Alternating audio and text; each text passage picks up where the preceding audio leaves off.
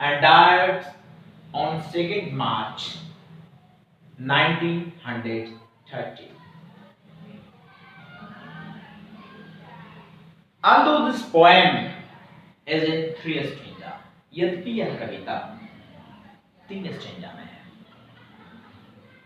आज इस वीडियो में हम ग्रेजुएशन की बुक गोल्डन ट्रेजरी की एक पोएम का स्टडी करेंगे जिसका टाइटल है सॉरो। सॉरो दैट मीन्स दुख, पीड़ा, विपदा। और ये कविता D.H. लॉरेंस द्वारा लिखी गई है and it is an autobiographical poem. यह जो कविता है एक ऑटोबायोग्राफिकल आत्म कथा, खुद पे लिखी हुई कविता है। This poem is an autobiographical poem. तो कविता है किस चीज पे? ये poem, the author has written this poem one day he was sitting alone. एक दिन की बात है, कवि D.H. लॉरेंस अकेला बैठा हुआ कहीं पे वीरान जगह पे स्मोकिंग कर रहा था। That means he was smoking. Okay? Between his fingers, अपनी उंगलियों के बीच में। और सिगरेट जब सिगरेट वॉज बर्निंग, सिगरेट जल रहा था। सीधी सी बात है, सिगरेट जलेगी तो उसमें से राख निकलेगी। And the author tried to brush some gray ash on his coat. Cigarette जलता है तो उसको जो राख होता है उसको ऐसे झाड़ने की कोशिश करता है, ब्रश करने झाड़ने की कोशिश करता है, जो उसका राख गिरे रहते हैं किसके जी? सिगरेट के। The film of the smoke, जो सिगरेट के जो धुएं जब निकलते हैं ऐसे, become it touches something deep to his mind. जब सिगरेट के जो धुएं निकल रहे थे उसी कुछ गहरी यादों की तरफ लेखक को लेकर जाते हैं। और वो यादें कैसी होती हैं? वो यादें, उस सिगरेट की धुएं लेखक को उस समय लेकर चली जाती हैं जब लेखक की मां बुजुर्ग हो गई रहती हैं, चलने फिरने में असमर्थ हो गई रहती हैं।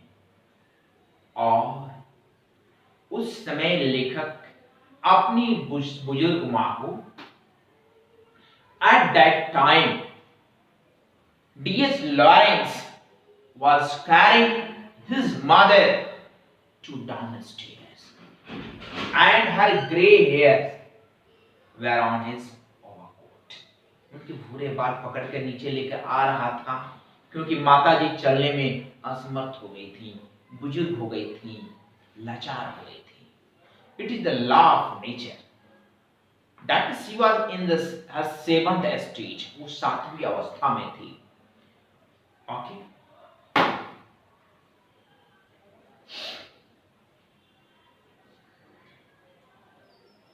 तो उस समय वो लेकर आ रहा, उस समय की घटना लेखक को सिगरेट जलती हुई सिगरेट की धुएं उसे याद दिलाती है। Sorrow is a Lawrence poem which was written in the process of grieving for his mother. ये सौरो जो कविता है, लेखक ने अपनी मां के दुख, डेथ पे दुख व्यक्त करते हुए उसने लिखा है। क्या फीलिंग होती है एक बेटी की? It is the reality of the world. You can find everything in this world and return everything. हर चीज को आप रिटर्न कर सकते हो, but you can't return the depth of parents. लेकिन माता पिता के कर्ज को कभी कोई बंदा रिटर्न नहीं कर सकता है। तो सॉरो जो लॉरेंस की पोएम है वह इस प्रोसेस में लिखी गई है कि वो अपनी मां के दिल के दुख को व्यक्त कर रहे हैं। It is touching and conflicting, and that it expresses not only emotion of sorrow but the emotion of gratitude.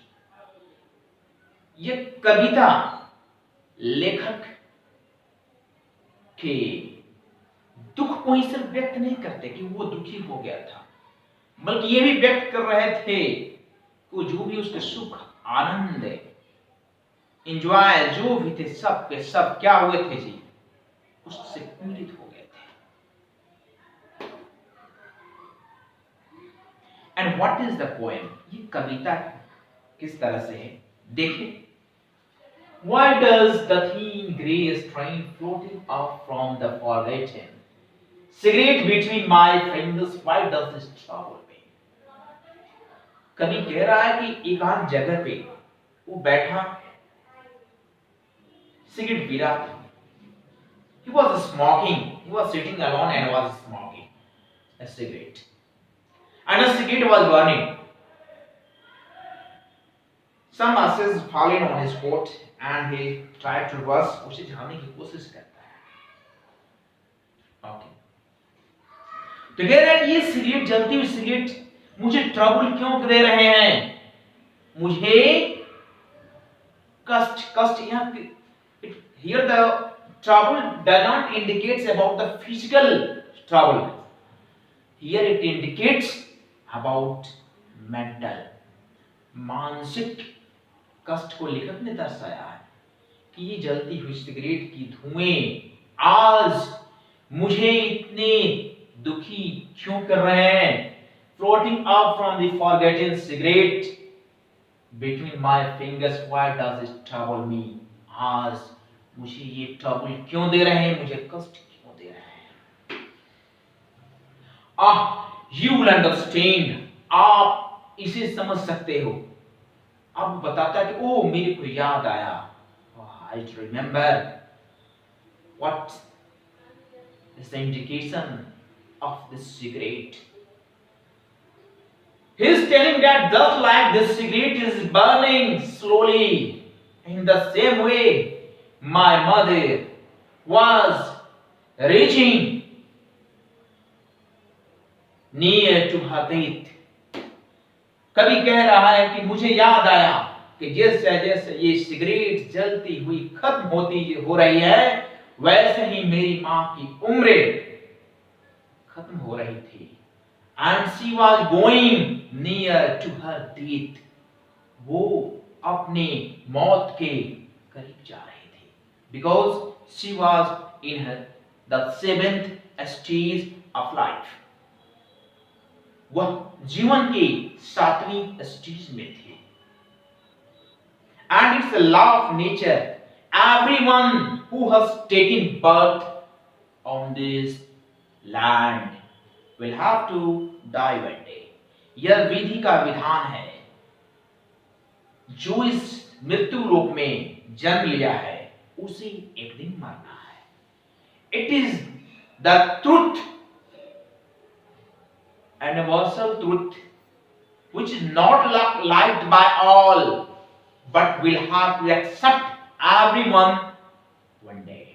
दुनिया की यही एक कटु सत्य है, मौत, डेथ, जिसे पसंद कोई नहीं करता है, लेकिन एक दिन सबको स्वीकार करना पड़ता है।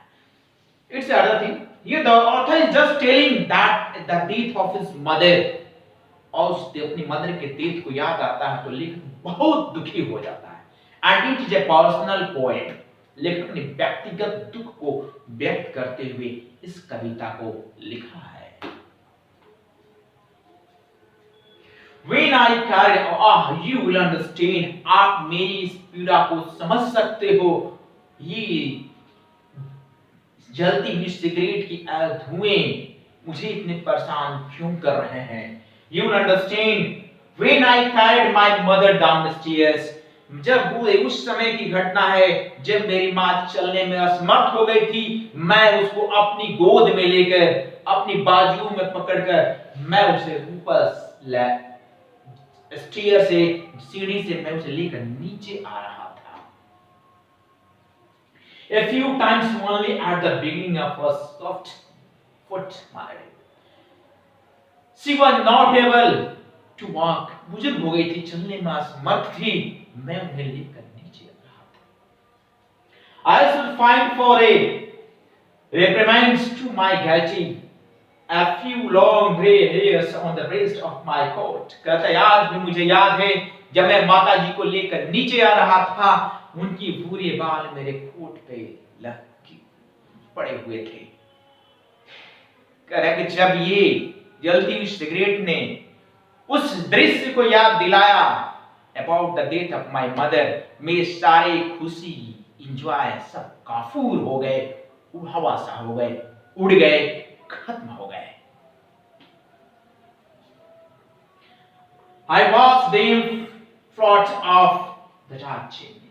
कहता याद है मुझे, वो डेथ भी याद है, उनका अंतिम क्रियाक्रम भी याद है. उस सब याद करते हुए लेखक काफी दुखी हो जाता है. तो if you like your mother, please आपको ये कविता कैसी लगी जो एक मदर पे लिखी गई है, एंड अगर कविता अच्छी लगी please like and subscribe my channel and also share to your friends, relatives. Thanks for watching. Thank you. Good day. Best of luck.